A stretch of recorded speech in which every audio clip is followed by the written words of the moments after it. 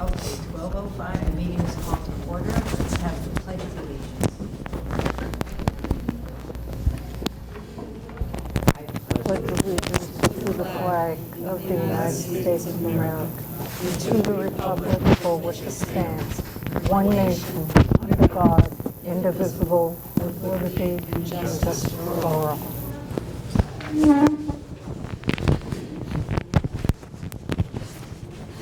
This is my first time running for one of these meetings, so stop me when I'm wrong. We'll take that You're not under a shy consideration. Is there an agenda for me? And do you have one already? Yeah. And it has the minutes underneath. Is someone willing to do the minutes for today's meeting? Is someone going to what? Take the minutes for today's meeting. I'm a terrible minute taker. I can't. I'll do it if I have to. Think about it as like you're going out the door partying gifts, Carol. I mean, come on. Yes, I was going to say that. Is this your last or is April? This is my last meeting because Oh. we're going to California to see my daughter April 5th, so I won't be here for the next meeting. So, Stop smiling, George. well, you have to train one I of was us to thinking about, read like, the last 2 weeks. scrupulously. Don's been giving me the business lately, so it's okay. Okay, now, I'm sorry, what was the start of the meeting? 12:05. 12:05, okay. All right, the next bit of business is approval of the minutes of the last meeting from January 9th. Anyone have any corrections, additions, subtractions? No, it's, And is there a motion? Yes. I moved the meeting, minutes of the meeting from last month be accepted as read, as written. Yeah. I second it. All in favor? Aye. Aye. The meeting minutes have been approved. Next is the date of the next meeting, April 10th. So as of right now, I wasn't sure if anybody cared, but that's basically the Monday after Easter. So if anybody's traveling for Easter, that might be a difficulty. But the Monday after that is Patriots Day. So then we get into just kind of a... school vacation then? Yeah, so it might be kind of a hot issue going the other way too. So as of right now, I put it down as the 10th. If we need to do something different or move it, and we can always do that. Since 2 people are absent and Carol won't be at that meeting, we have to make sure with the other 2 that we can get the necessary 4 here. Right. Well, I'll email Holly and Don right after this meeting when I get home to let them know of the date, make sure they can make it. Mhm. And we don't know who Carol's replacement will What be. is It the can be date? replaced. Successor. See, yeah, thank you. I'm trying to remember, does anybody know off the top of their head the date of the election? I forget. It's the 12th, I think. 12th, yeah. So we won't even have her replacement yet till Right. after that. Yeah, I looked it up this morning, and I think it was the, or We have it in no, the front. 11th. Yeah, so it'll be the day after that anyways. There is such a thing as a write-in, Carol, so watch out. Right, but there are 2 people, 3? well, yeah, 3 people for 2 places, so there'll only be 1 that won't make it. Correspondence next. One piece I'd like to pass along, although technically we're opening it for someone else, but as the assistant chair, I figured it's okay. Card from the Girl Scouts to Don. Well, to the chair of the trustees, thanking them for use of the meeting room. Oh, it was signed by all the Girl Scouts, Troop 540 and 1100. Thanking for the continued use of the meeting room space, and just they really appreciate being able to meet here. So, Oh, that was nice of them. That is very nice. There's nothing like a handwritten note. to, Although I have to say the amount of weight I've put on, because we have a couple of Girl Scout troops, and if you buy Girl Scout cookies from one Girl Scout troop, you can't just buy Girl Scout cookies from one Girl Scout troop when they're all meeting in your library. So well, I have to buy Girl Scout cookies for my granddaughter in California, and we have to pay for shipping for oh jeez. so that's allegiance too. Quite. Any other correspondence? Not that I know. Then the director's report. So you have two directors' reports in front of you, one from January and one from February, since we've been away for a little bit. The thing I'm really excited about that I didn't put on here specifically, but it came about as part of my research for the select board meeting that did not wind up being needed, unfortunately. Or fortunately, I guess I guess it was fortunate. It didn't go that deep into the questioning that I prepared for on that Monday night. But as of the end of February, since I started here, we have officially given out more than 1,000 new library cards, which I think is really cool. I'm really excited about that. But we're actually, as of February 28th, we were at 1,030 something. I think it was 34. So that was really cool. Really excited about that. We are seeing people come in who either stopped using the library somewhere in the last 5 years or who moved to town and know how important libraries are. And one of the first things they do is come to get a card in their new home, which we really do appreciate and enjoy. Our circulation from December to January went up almost 1,000 items, so that was really cool to see.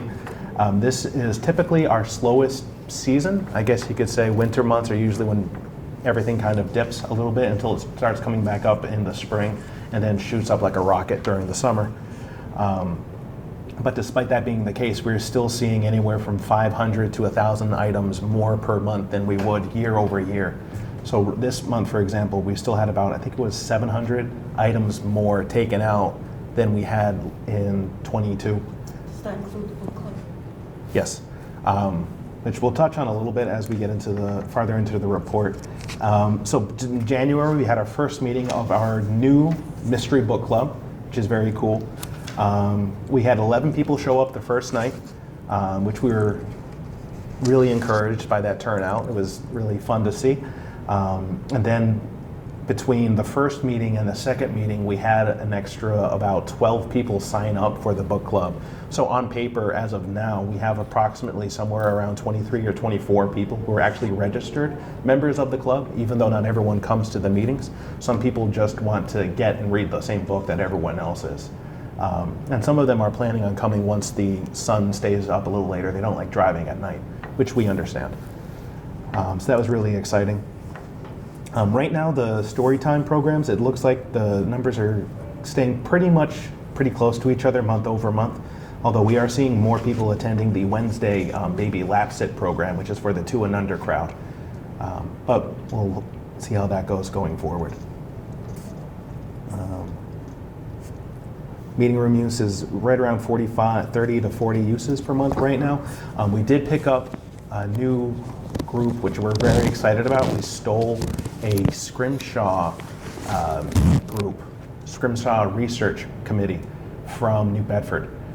We poached them, as it were. They were actually started off decades ago meeting in the old Kendall Research Library in downtown New Bedford. And when that research library was bought out and folded into the Whaling Museum, they started meeting at the downtown main library, which was fine, but it's problematic with parking and everything and such and so forth. And one of the members of the committee is a Westport resident and is a Westport library card holder, and he floated the idea of moving them over here, which we very eagerly encouraged, shall we say. And thanks to access to the highway and the parking we have here, they now are meeting with us bi-weekly. How many people are in that group? There are about 6 or 8 folk, depending on the week. Basically, the way that their committee works is there are a group of literally world-renowned scrimshaw experts who look at pieces of scrimshaw and help figure out maybe not what artist made it, but whether or not it's authentic. If they can identify the artist, they will. And then different people in the community will bring pieces in for them to look at and discuss. And I do have the email of the chair of the committee, and if anybody is interested or has an interesting piece they'd like to bring in, we can facilitate that. It's free. It's a completely free service and group so there's no problems along the lines of the meeting room use policy. And when I say these people are experts, I mean literally these are the people who write. Right now it's every other Thursday. So I would have to check. I'm not sure. I think so. The next time they'll be meeting is the week after this week. You know, that might be an idea for a case, a display case. Oh yeah. Oh yeah. Yeah. Definitely. So we're very excited. So they'll be helping with the meeting room usage because there'll be 2 extra per month. Great. And then if you look at the February numbers, we're getting close to trying to get back over for the 4,700 registered users number. So we're chipping away at that, trying to get back to where we were before the big dip down happened. Turning over to the January developments, nothing new to report in terms of staff in January, and then February happened, so we'll talk about that in a second. I promised Laura I'd briefly go over a new research project that Robin Winters, our library aide, has gotten herself into. This is going to be detailed more in the next issue of the Friends newsletter, so please do pay attention for that. But basically, she found an unknown lost Westport mariner who is not on the monument down near the harbor. And basically, the short version of the story is one of the craziest, most insane stories I've ever read in my entire life, and it's all true. We actually have the court records to document it. But the short version is there was a Westport sailor who was on board a ship originally it was built and launched in Fall River. Was piloted by a captain from Fall River who's still buried over there. They were sailing down towards Cuba, and somewhere along the way they picked up a man pretending or presenting himself as a doctor, and 2 of his assistants or friends who also signed on the board. Long story short, they were all 3 of them pirates, and they were trying to hijack the ship. And the way they tried to do it initially was to poison the captain and the crew by putting stuff in the food.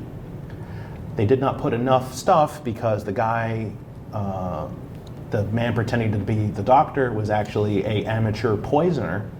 And unfortunately for him, but fortunately for everybody else, he messed up the recipe and didn't put enough of an active agent in what he was putting in the food. The cook caught him and told the captain to not eat any more medicine from the doctor because he was making medicinal food. And then when the food didn't work, they drew their cutlasses and attacked the crew, killed the captain, killed most of the other crew. Wow. The Westport gentleman was given a stomach wound that, according to some accounts, his insides were no longer inside. They were on the outside of himself, climbed the main mast, was hanging off of a lanyard. In some court testimony, he was heard to be calling for his mama. And then in conflicting testimony, he fell, and he either hit the deck or he fell overboard and was lost. But his body was never recovered one way or the other. One of the survivors convinced the pirates that they were running out of supplies, so he should be sent on shore to go get supplies and bring them back to the ship. They decided to do that for some stupid reason, and he notified a Marine detachment that was stationed nearby because they were off the coast of Virginia at the time. And the Marines responded, recaptured the ship. 2 of the pirates were captured. The 3rd ringleader, who was the poisoner guy, tried to get away and drowned in the attempt. or I forget if he drowned or if he was shot, or he died, one way or the other. And then the court case proceeded for the other 2 pirates who were caught. Because they were caught at sea, it actually fell under federal jurisdiction, so the case was actually presided over by Supreme Court Justice Marshall himself at the time. This was in the 1823 or 4, I believe. And then it gets even crazier after that, because the cook who saved the captain's life by saying, don't eat this, as he's poisoning it, could not testify against the pirates because he was black. And at that time, a black person was literally legally not allowed to testify in court because they had no legal standing. So the prosecutor had to come up with a way from the other testimony, from the other survivors, to prove everything without having the poison, and it was a whole thing. And then the poisoner, the 2 other pirates are convicted, they are executed. And the craziest part of the entire story was the 2 pirates, after they were executed, their bodies were actually turned over for medical research into galvanism, which was electricity back in the day. So, Frankenstein and all that being really popular, they literally tried to bring them back to life through electrically shocking the bodies repeatedly after they were hung to death, as befitting a pirate. It didn't work. The fun part of the entire thing was the initial poisoner who died. His body was also buried briefly, but then he was exhumed, and his head was cut off for medical research, and is still on display at the University of Edinburgh. So if anybody gets over there, at that time there was a science that was referred to as phrenology, which is now thought of as junk science, but at that time they believed you could tell about a person's disposition and personality by the bumps on their head from birth. And even to the fact that if you had particular bumps on your head from birth, it would prove that you would be or were born a criminal. I've heard that. Yes. If you go into some of the antique stores in New Bedford, they still actually have phrenological statues, basically, that shows the different regions on the head and what the different cranial ridges and such mean. Nowadays, we know that that's not true, but at that time, it was an accepted science. So how did Robin get onto this? By just finding, basically, we were researching another ship that had some Westporters on it. It was like a genealogical long hole where there was this guy who was a sailor who was from Westport. And I was like, oh, and then he died. There was a footnote in one of the genealogical things about he died at sea, and then she went down the hole and found out he wasn't on the monument, and then what happened to him, and then she found the court records. Wow. Because the man who was appointed by John Marshall to be the defendant, to be the defense lawyer of the pirates, because nobody wanted the case, wrote a book, a very short book that we now have printed out because it's so old it's in the public domain, about the entire court case and everything, because it's one of those crazy, insane stories that it's so crazy and outlandish that it has to be true, basically. Apparently their intention was to steal the ship and either sail to Europe or to Africa to use it in the slave trade. So, there'll be more to come. It was one of those absolutely crazy, like, Now you have to have his name put on the monument now. and we're working on that There's too. room. And that's the thing. So either way, so a Westport mariner sailing on a ship built in Fall River, captained by a Fall River man, died in a pirate attack off the coast of Virginia. Who has the movie rights for the story? As of right now, nobody does. So we're arguing about who to actually shop it to, because I want to get it over to Ben Affleck and Matt Damon, because they have their own production company now, but they don't take general. What about the Canadian rights? Even Adams, they'll just hold the line. Maybe you should send it to Jennifer Lopez and let her work her magic. So we're working on it now. What was the name of the ship that they were on? Do you I forget the top of remember? my head. If you ask Robin, she'll know it instantly. It's like I forget. So I put a footnote in here because I had to apologize to Laura, because I had told Laura I was going to tell you guys about it at the last trustee meeting, but then with everything we had in the last meeting, I forgot about it. So here we are. And is that book available for I have it printed out. It's not a legible thing. If anybody wants to read it, you can buy the printout of the book. I have been able to get an actual copy of it because it hasn't been reprinted ever. And the copy that they scanned is not.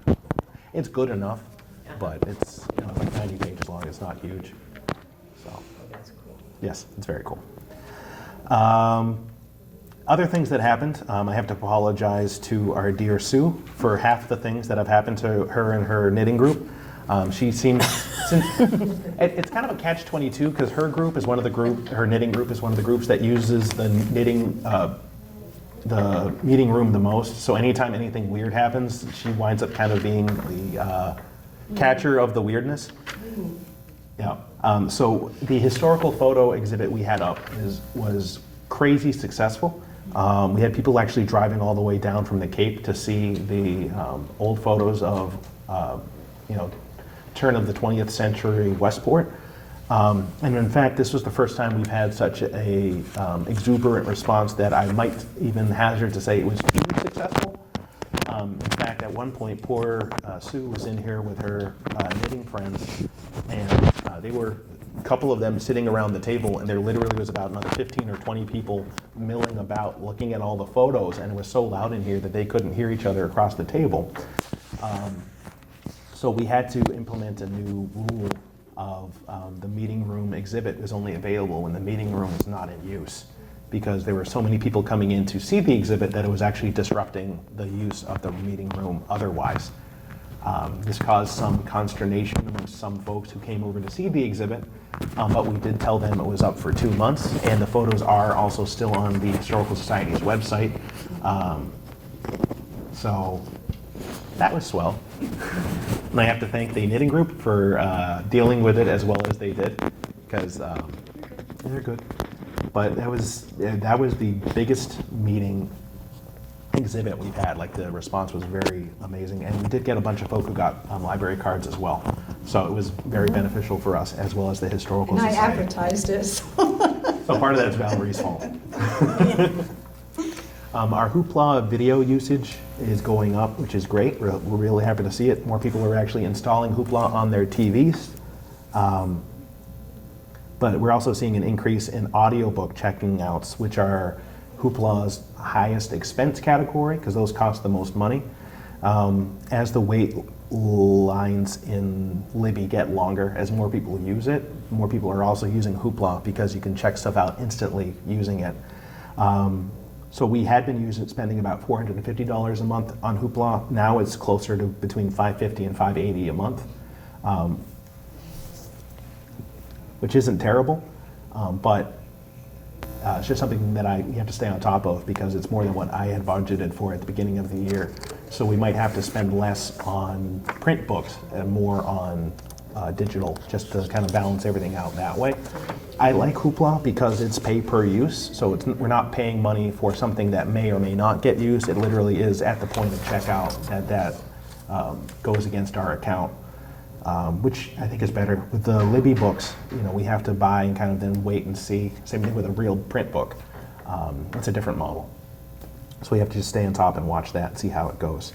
Hopefully Libby will get quicker. We're trying to work on providing more books that way.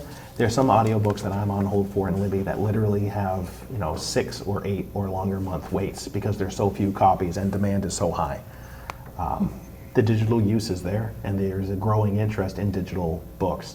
It's just right now we don't have the funding and the resources to keep up with the demand, especially when the publishers are limiting how many copies of books they'll sell to us. So it's kind of a catch-22 right now. The investment in the sci-fi collection from the Friends donation has helped to see a doubling in circulation of our sci-fi collection from about 50 to 100 items per month, which we're really excited to see. It might actually even be higher than that because our new science fiction books are just considered new fiction in the computer. They don't have a separate category, but it's still really cool. And then I haven't seen the final warrant yet, but we did request the town administrator and the select board to increase our revolving fund spending allowance from $3,000 a year to $5,000 a year. I have to still see the final warrant to make sure that the request did make it in to raise that allowance. But we'll see. And as of January, we only had 2 brief sprinklings of snow, and we hadn't had any issues with plowing, but we were in awe of the large amount of salt that we had received. So that was going very well. And then we flash forward to February. Staffing has been so exciting for the last month. Let me tell you what. So as we know, Linda put in her notice of resignation as of Friday, February 24th, after 19 years of working with us and 34 years, and she was very specific, 2 months, working between the other 2 towns that she worked at as well.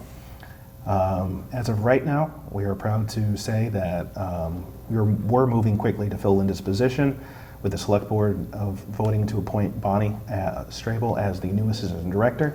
Currently, Bonnie's position has been posted, so that's the current vacancy we have as of now. And Amy has been increased to 40 hours a week. Staffing was a challenge, to say at the least, because despite all of the turnaround with Linda getting ready for her retirement and everything, we also had about half the staff out over the course of the month with COVID. As far as we could tell, everybody was infected outside of the library. It just so happened that it all hit at the same time, which was so much fun.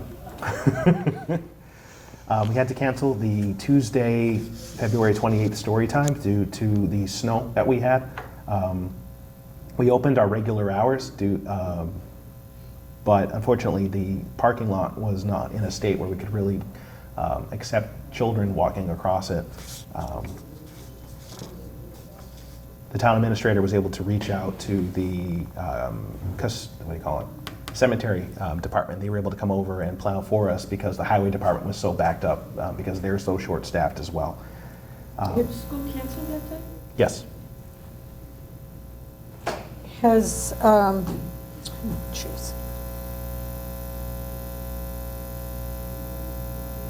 has anyone been interested in Bonnie's position? You mentioned Becky was Yep. Not yet. interested, nothing has So gelled we've there. heard that she's staying over where she is, so she's happy. Okay. I think it's the hours, because she has family and everything, responsibilities, so the evening and weekend hours I think would have been a little tough for her. Okay. But I haven't spoken to her directly, it's just what I'm guessing. So we're gonna have to wait and see if anybody else in the union and one of the other town departments is interested in it. If not, then it'll be available to post outside of the union, since that is a union position. So right now, we're in a wait and see until Wednesday or Thursday. And then after that point, it'll be posted for a wider community. Okay. We're moving ahead with getting a baby changing station for the men's room, since we don't already have one. Especially Don has been helping us with that project. He found a pretty cheap one that should work.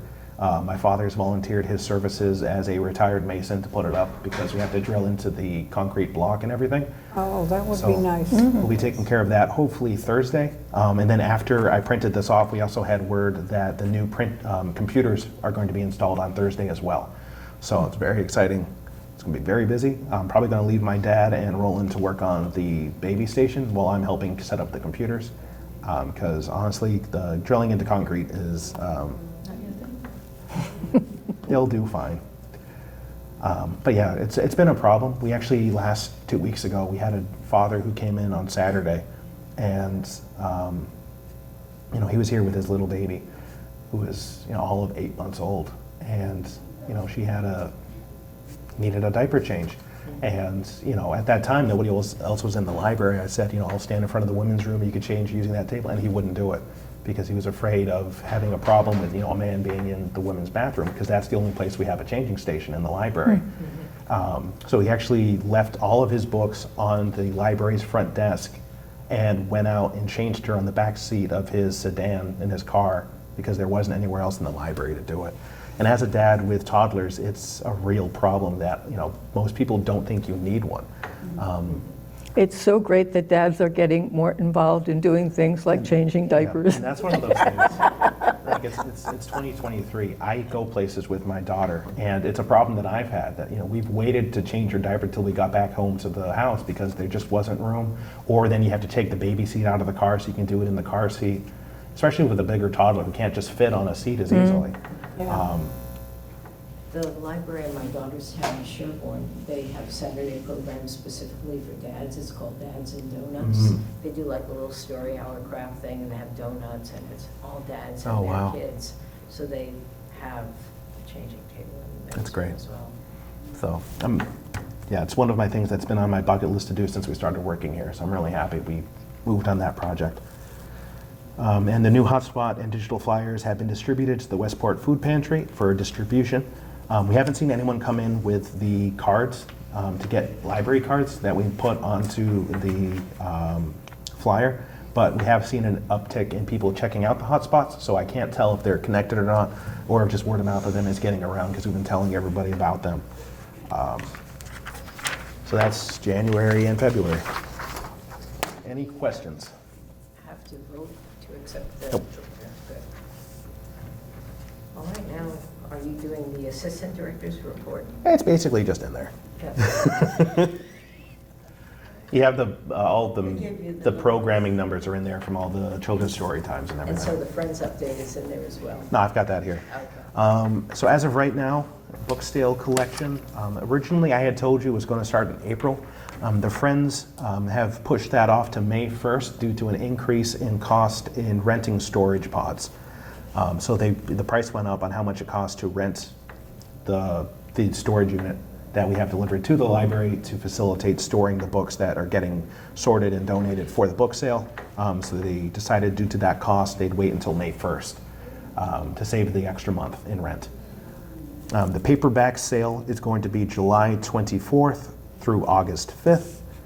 The full book sale is going to be September 9th through the 16th, with the members preview sale being Thursday, September 8th.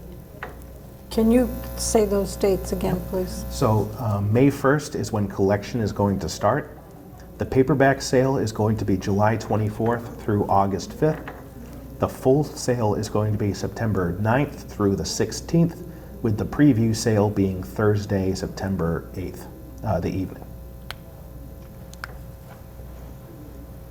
And all that is subject to change depending on volunteer availability. And we're still 6 to 9 months out, but that's the game plan as of right now. The next program the Friends are going to be sponsoring is Dan the Lego Man on Saturday, April 22nd at 11. As of right now, the summer programming that the Friends are supporting is starting to shape up and take some definitive shape. The Toe Jam Puppet Band will be performing, I believe, in June, but I don't have that date in front of me. There's going to be a lecture about Beatrix Potter and her work on Saturday, June 10th. And then the one that I'm really excited about that we have to still nail down the definitives is Candida Rose, who is a Cape Verdean singer out of New Bedford, is going to be performing hopefully at the Town Hall Annex either on June 27th or July 11th. That's going to be a very different program than what we usually put on.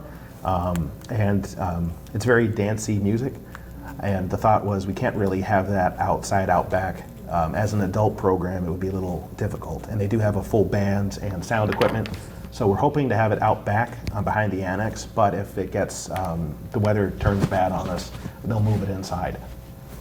So we'll see how that goes, but it's cool.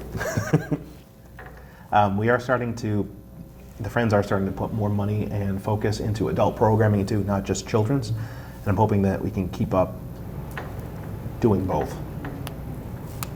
And that's my Friends update. Oh, the other thing is if anybody is a Friends member that has not updated their membership yet for the new year, please do, because it's a lot easier to renew a membership now than it is the members preview sale night when everybody wants to buy books instead.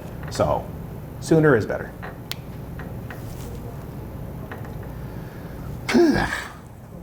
There's that.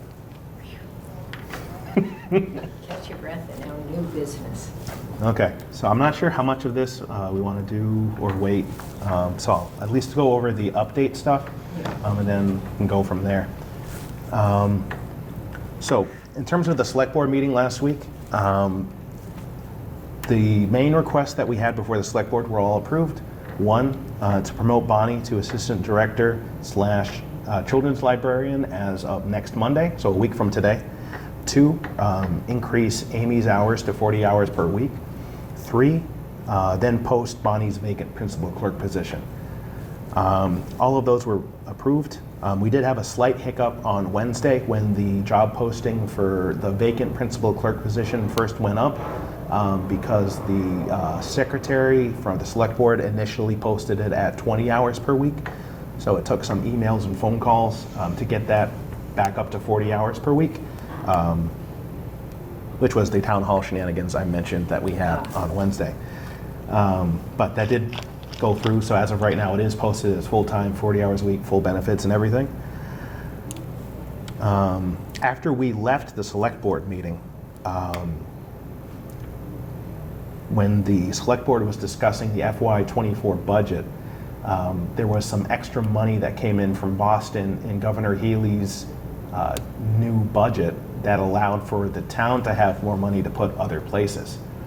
Part of that was the town administrator to the select board recommended increasing our clerk line by $20,000, which the select board approved and then forwarded as a addendum to the budget proposal to the FinCom.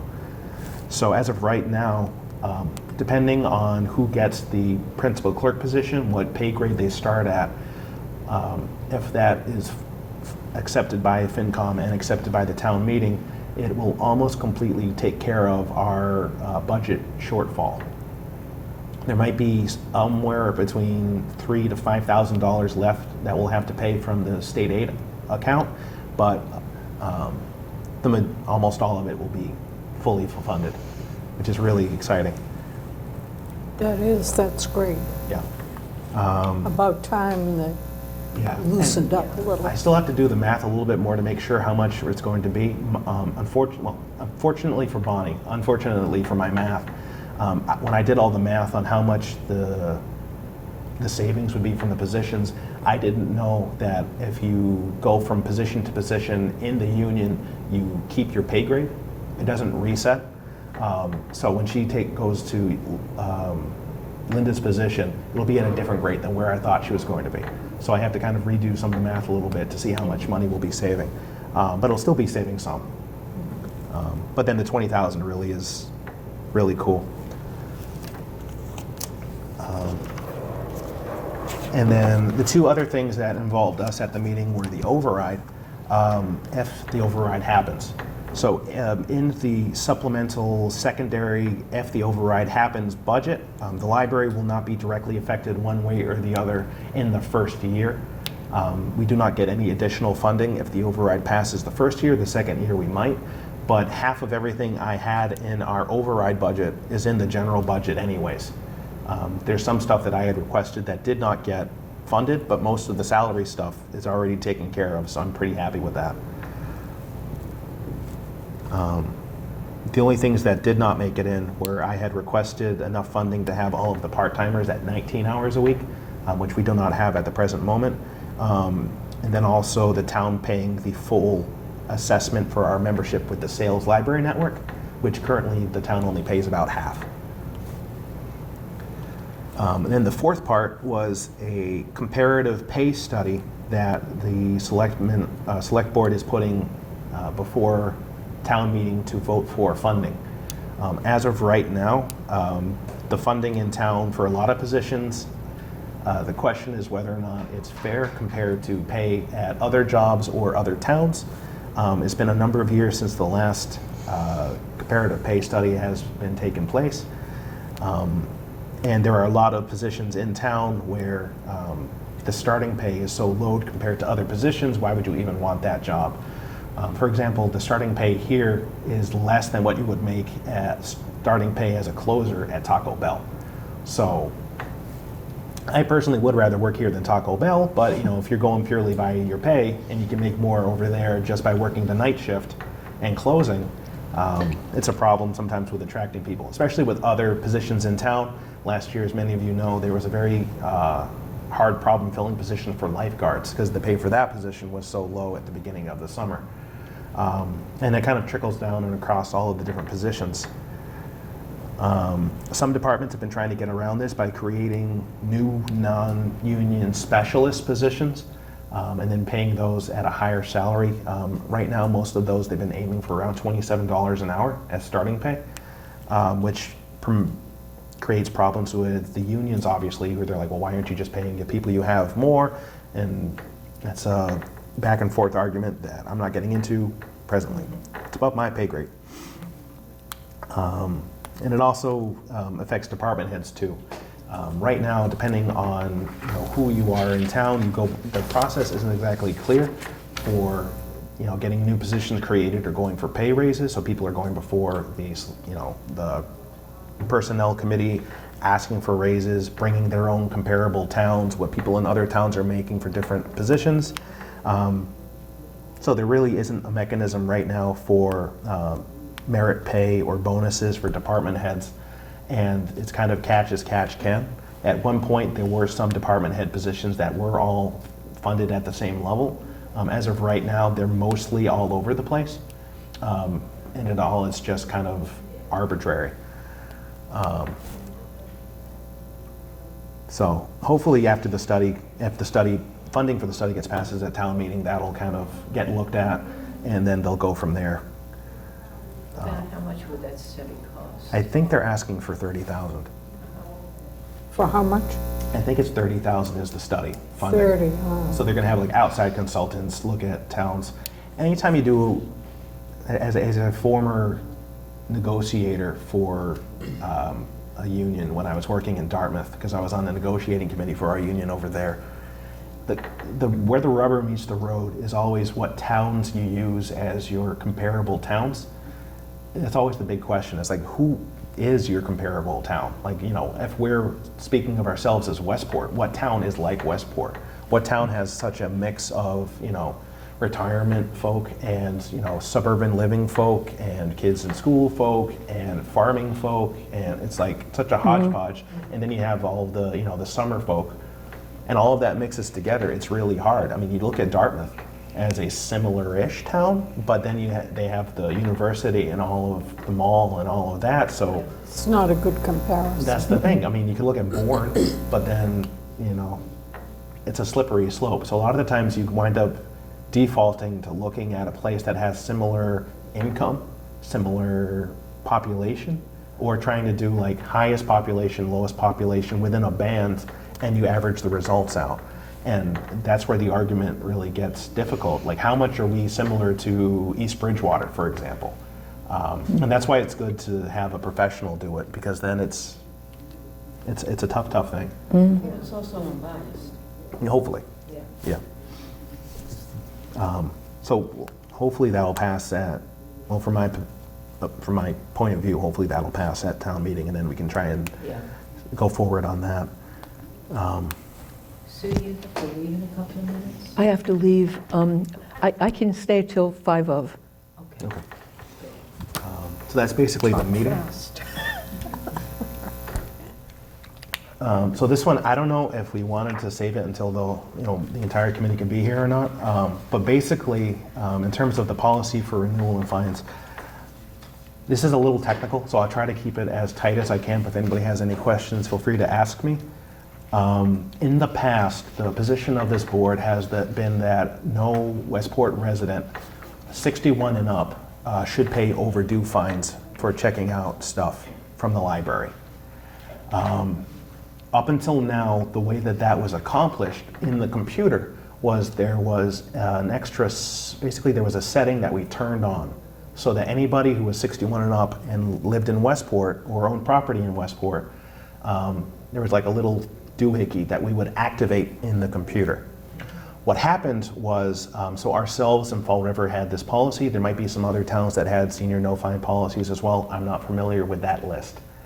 The way that worked was that it didn't just mean that when they checked out Westport stuff, they wouldn't have fines.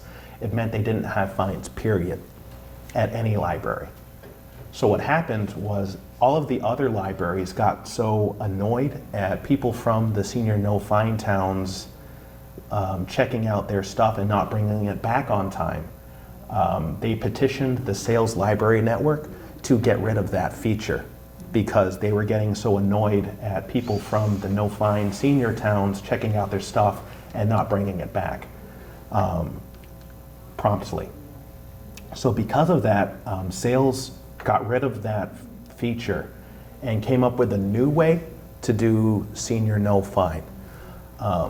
The problem we're having right now is that the new way makes it so that there's no way to really differentiate between in-town folk and out-of-town folk. So right now, the way that it works in the computer, anyone who's 61 and up that checks out from us, what they check out here doesn't get fined because of their age, not because of their age and where they live. So Sales said that they think if you want, they might have a way to fix it and come up with a new way to make it work so that it's just town folk. But it would basically, they'd have to work with the company that makes the software that we use to do the computer stuff. And they're only allowed to have a certain number of those requests per month. So they asked me to ask you all if you wanted to maintain this policy before they went ahead and put in that request to the computer company. When do they need an answer? As of right now, it's still working. It's just anybody who's 61 and over gets no fines right now. So it's technically that's the way it is. Is this important to people over 61?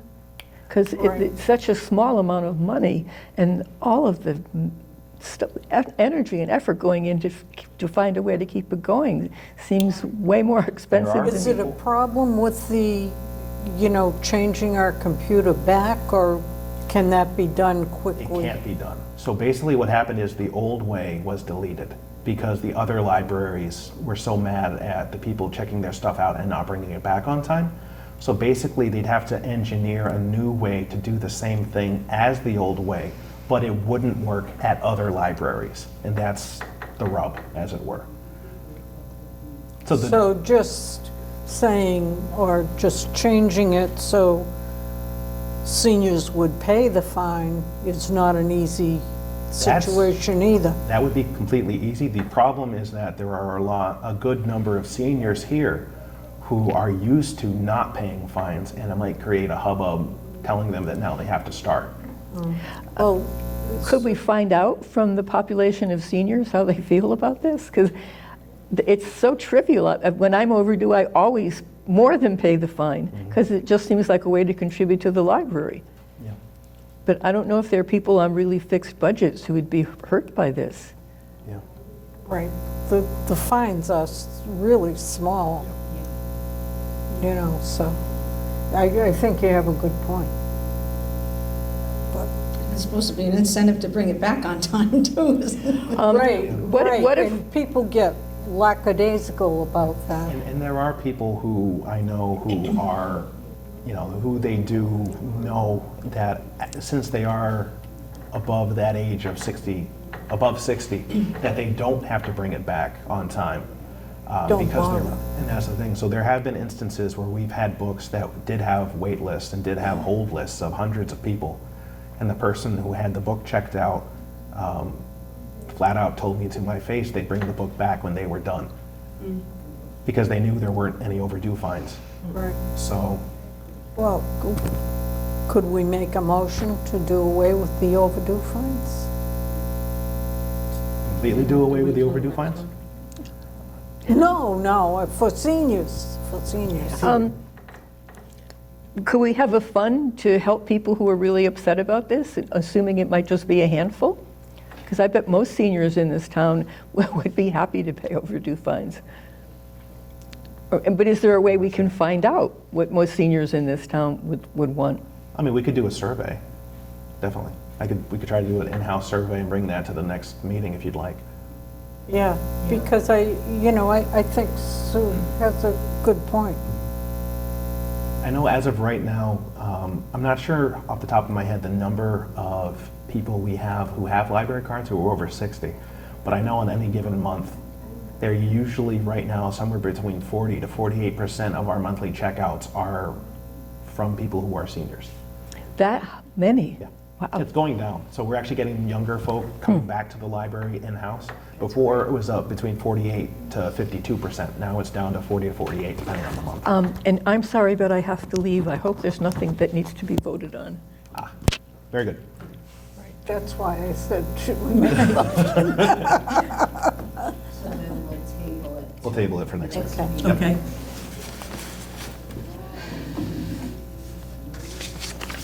Okay, and everything else we have is informational anyways. So very good, everyone. Good to see you all. Nice seeing you too. Nice to see you. So just as a reminder, Library Legislative Day is March 15th. If anybody signed up to go, I'm not sure if anybody did, but I'll be going up, so that'll be fun. Will the weather affect it? I don't know. So as of right now, I haven't heard anything. If it's too bad, they're probably going to scratch it, but we'll have to see how that goes. I'll ask. Oh, right. Sorry, I skipped C. So one of my harebrained ideas, and this one's kind of just informational. We don't have to do anything about it.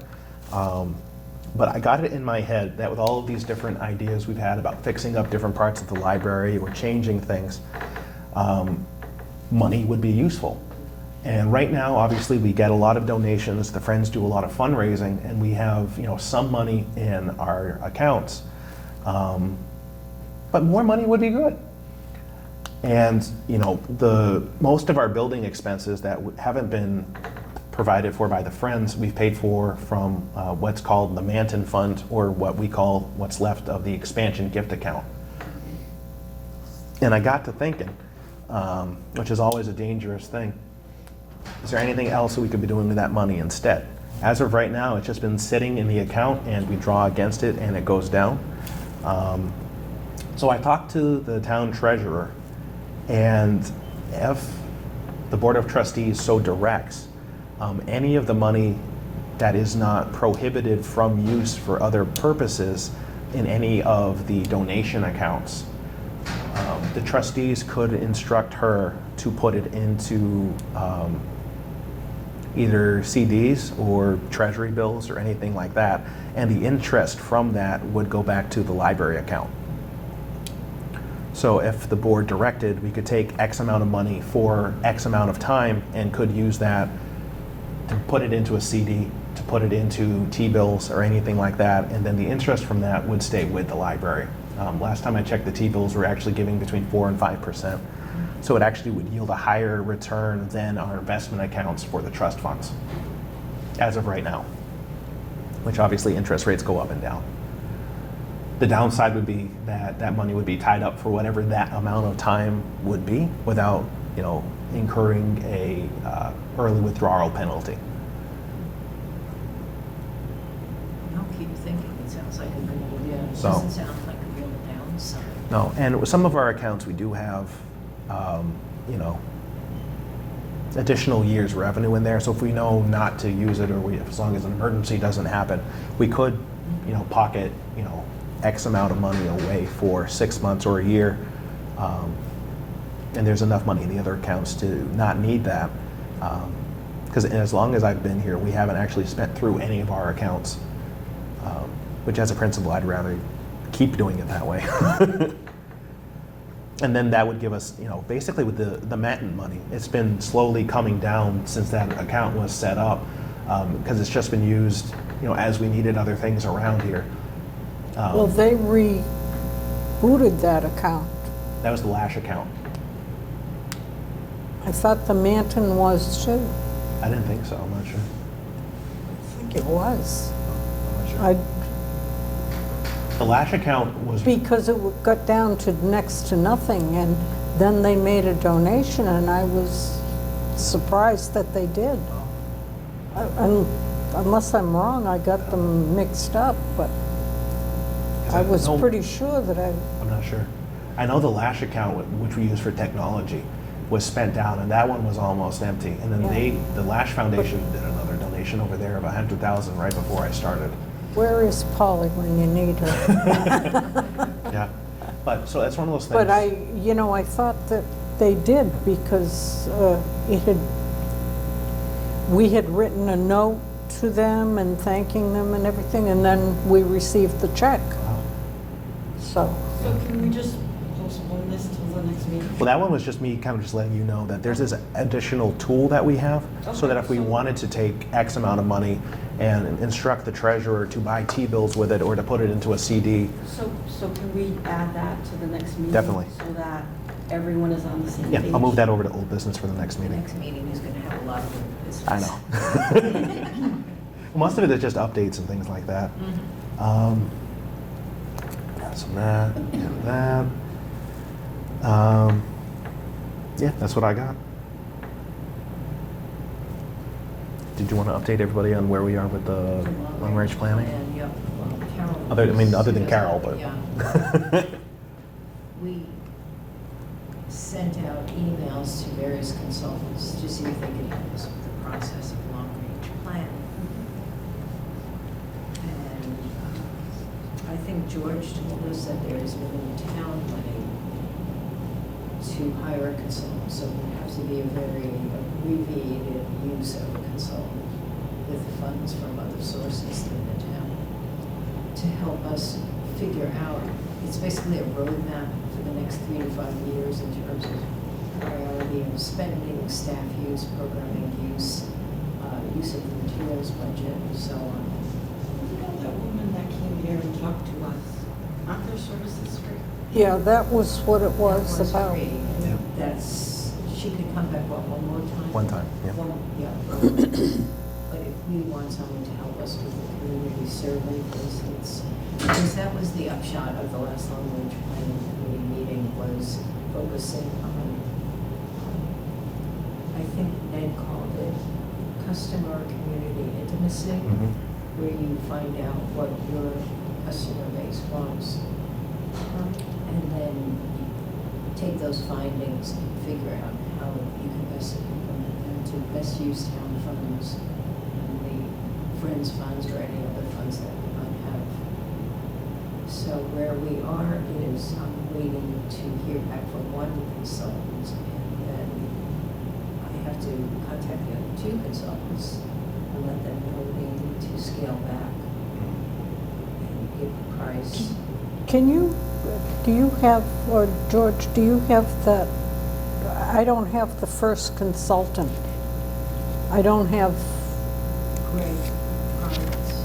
yeah, I don't have that. I printed out the one from the computer that you sent, but it was a woman. I don't have the first one because I wasn't there. So, Yeah, I'll forward it to you. if you, okay. Anything else you might need? I think George, you sent us around because Ned and, Yeah, I sent the other long-range plans and our old plans around, and the Yeah. websites. Okay.